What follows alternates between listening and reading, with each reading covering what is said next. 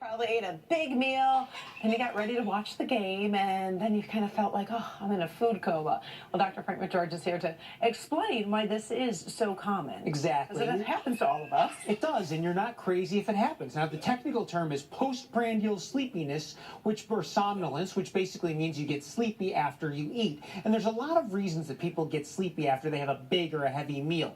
The simplest reason is that after a big meal, your stomach and your intestines are calling for blood, and they're releasing hormones to digest the food and absorb the nutrients. Now, it's much worse with big meals because when your stomach is distended, it gets stretched, and there's more activation of the parasympathetic nervous system. That's what's responsible for moving food along.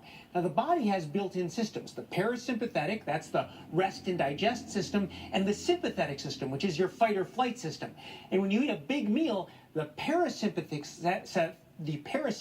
system is what becomes dominant, and your response naturally is to relax. So if you try and fight that, your response is ultimately that you are going to end up with stomach cramps because you're forcing your muscle activity. Your parasympathetic system is really just trying to relax you and move food along normally. If your sympathetic system is stealing blood flow and limiting intestinal movement, you get problems. Now, another reason that people get sleepy after a meal depends on what they eat and the timing. So solid proteins and fats, they take longer to digest, and they also sit in the stomach much longer, causing more distension as opposed to liquids.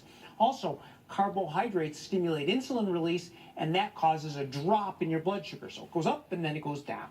And that makes a lot of sense because lots of people had the chips and the pizza and all those carbs yesterday. Exactly. And alcohol would pretty much do the same thing then. Alcohol is going to knock you out, exactly. Right. And of course, the alcohol itself is going to make you much more sleepy. Wow. So, okay. So to avoid that, well, smaller meals, more water. Yep. All of those things, and a cup of coffee actually can help stimulate you so that you stay awake a little bit better. The downside, of course, is too much coffee and you're going to end up staying awake much longer than you should.